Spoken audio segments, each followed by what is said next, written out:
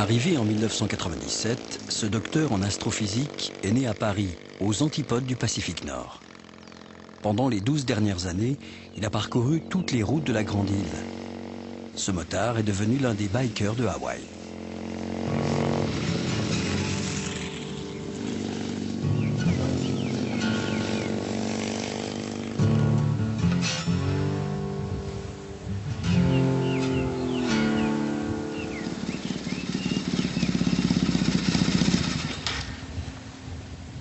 L'île d'Hawaï ne ressemble pas du tout à ce que l'on peut s'imaginer comme un archipel du Pacifique, en grande partie à cause des grands volcans, hein, comme on peut le constater, et puis des grands espaces. Il n'y a pas ces notions, ces images qu'on se fait un petit peu des plages de sable blanc et palmiers. Et ce qui me plaît tout particulièrement, c'est le fait que malgré le fait qu'on soit sur une île, on peut voyager de manière quasiment internationale, aller voir la Suisse, l'Irlande, la Suède, ce que vous voulez, en l'espace de 10 minutes, un quart d'heure. Ça, c'est vraiment super.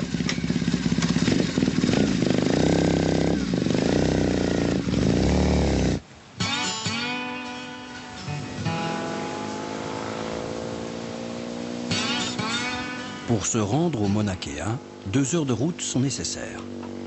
Non seulement la montagne est très haute, mais elle est aussi très large. En vrai passionné, dès qu'il le peut, Olivier prend la route à moto.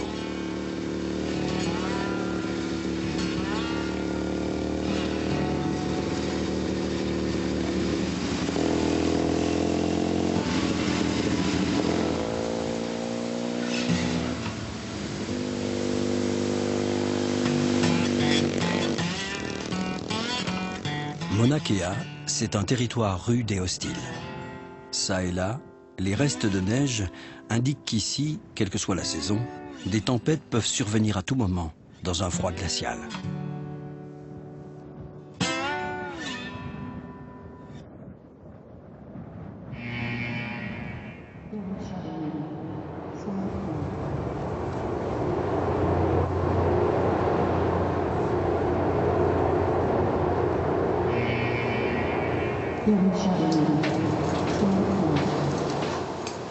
À 4200 mètres, l'oxygène manque. Une simple échelle devient un effort difficile.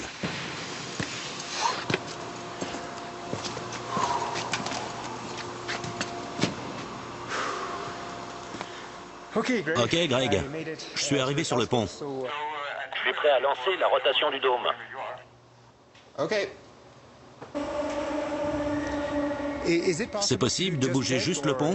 As-tu besoin de nouvelles coordonnées? C'est bon pour moi. Tu veux que je l'oriente vers le nord? Oui, ce serait génial. Tu peux me le réorienter vers le zénith? Ce télescope, j'y ai un attachement un peu émotionnel parce que j'ai fait ma thèse sur un instrument ici, donc je suis venu quand j'étais étudiant. Et puis c'est vrai que c'est une machine un peu d'une autre ère où on peut encore venir poser des instruments et puis avoir un vrai lien avec la machine. Parfois, c'est un lien vraiment émotionnel parce qu'on passe des nuits entières à observer et puis c'est frustrant et puis quand ça marche, c'est vraiment la joie, quoi. Donc effectivement, ce télescope a vraiment une place très chère dans mon cœur. Ça descend et le dôme tourne, c'est parfait. Ok, préviens-moi si tu veux d'autres mouvements. Les journées de travail d'Olivier sont autant de nuits blanches. Au Mauna Kea, le soleil couchant est le dernier répit avant le silence de la nuit.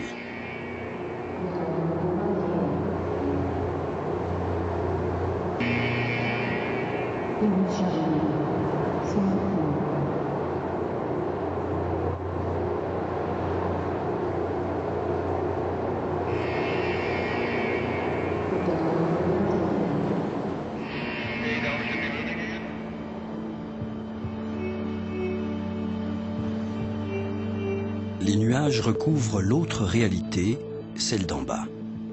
Petit à petit, le monde terrestre s'efface pour laisser s'éclore le monde des astres et des corps célestes.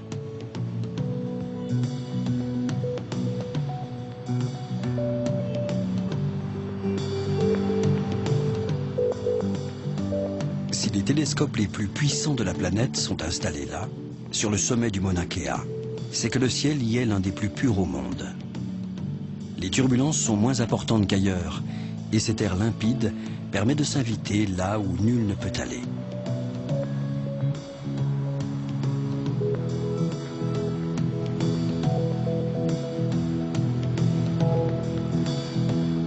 Mauna Kea entre dans une autre dimension. On est à la porte d'entrée vers l'espace, à des millions d'années-lumière. Le temps humain ne compte plus. Ce que les astronomes contemplent, c'est la genèse de notre univers.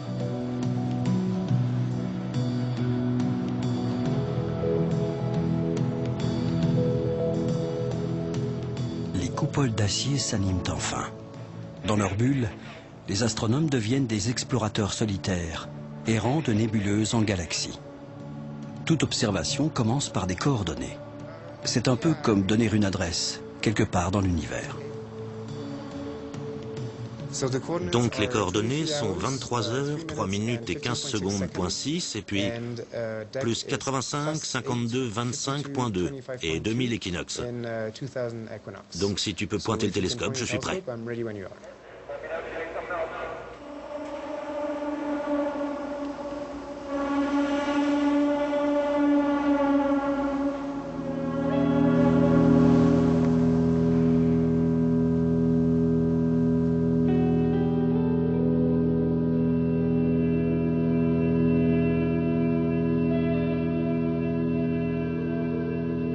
D'être ici au sommet du Mauna Kea, de voir le soleil se coucher, de savoir qu'on est dans un des meilleurs sites du monde pour faire de l'astronomie, qu'on soit étudiant ou astronome forcené, peu importe, il y a cet aspect vraiment de magie, quoi. On sent qu'on est en train de vivre quelque chose d'unique, de spécial. Il y a une magie aussi au niveau de ce qu'on est capable d'observer. Alors parfois c'est un instrument qui permet de voir l'univers d'une façon différente qu'on n'avait jamais vu auparavant, et auquel cas effectivement on ressent ce sentiment magique, on est les premiers à l'avoir vu. Parfois c'est une observation, c'est découvrir un nouvel astéroïde ou découvrir une nouvelle supernova dans une galaxie, et là c'est pareil, on sent ce sentiment de magie parce qu'on sent un univers qui vit avec des choses qui changent régulièrement, et ça aussi donc c'est magique.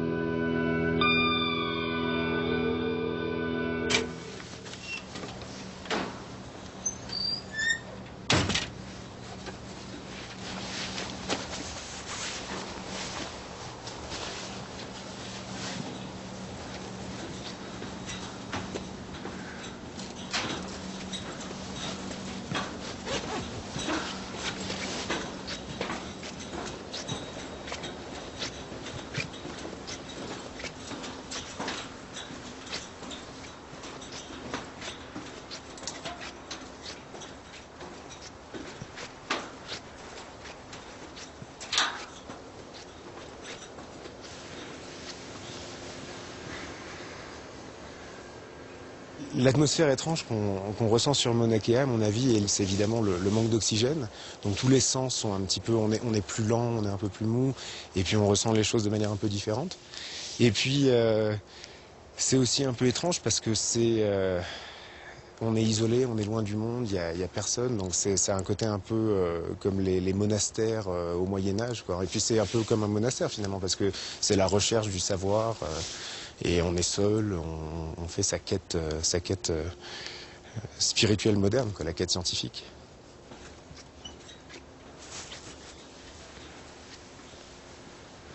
Bon, évidemment, on est fatigué après une longue nuit d'observation, mais c'est un peu la récompense, quoi. Et puis on profite du spectacle avant d'aller se coucher, dormir pendant la journée, et puis recommencer la nuit suivante.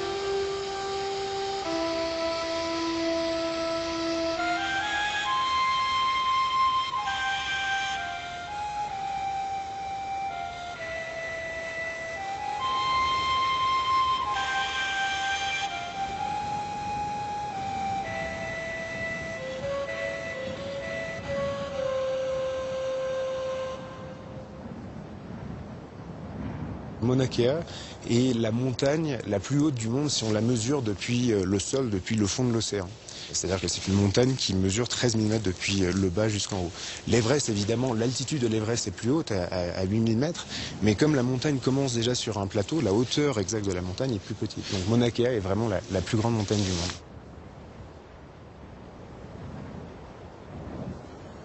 Arpenter ces étendues désertiques, c'est aussi se rapprocher des mythes et légendes de la Grande Île. Le sommet de Mauna Kea est un lieu sacré.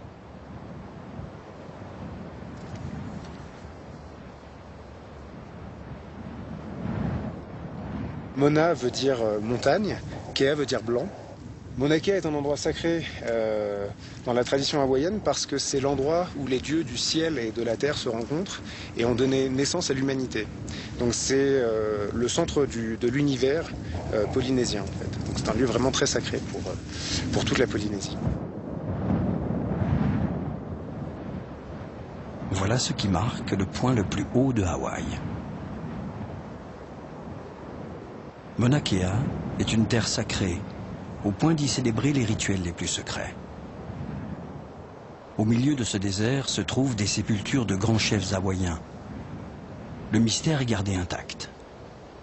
Insigne honneur, leur dépouille a été déposée là, au plus près des dieux.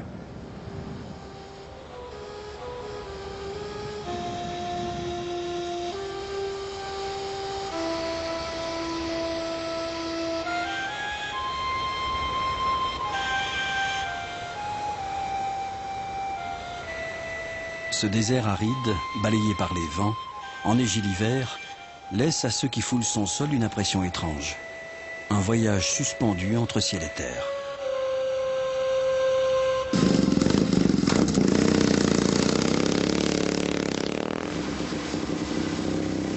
Au pied des volcans, la vie semble redoubler de vigueur.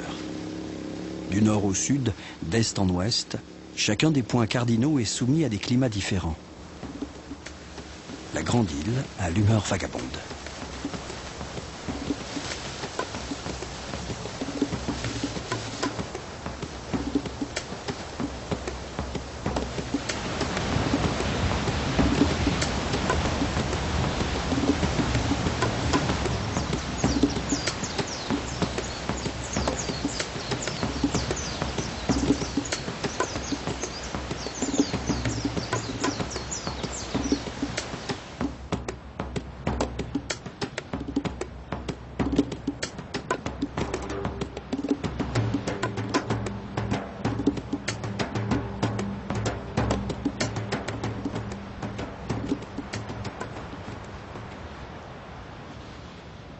Quand il le peut, Olivier transmet sa passion à son fils Xander.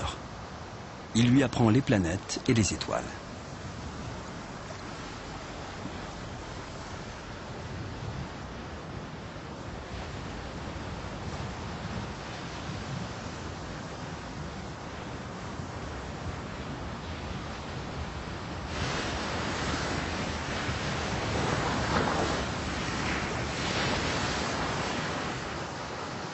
Je suis assez souvent absent pour observer au sommet de Mauna Kea et les enfants ne peuvent pas monter à cause de l'oxygène, du manque d'oxygène. Donc c'est un peu une façon de lui montrer ce qu'on peut voir à travers un télescope et de voir justement les merveilles du ciel. C'est comme ça que tu contrôles le télescope. Tu le poses comme ça. Ok? Je peux même essayer. Tu peux voir le voilier là-bas? Oui. Je peux même essayer de m'aligner sur le voilier. Tu te souviens de Saturne? C'est celle avec les anneaux. Et Jupiter? Je me souviens d'une carte du ciel. On y voyait Vénus, elle était en scorpion. That was for back then. Because that was in summer.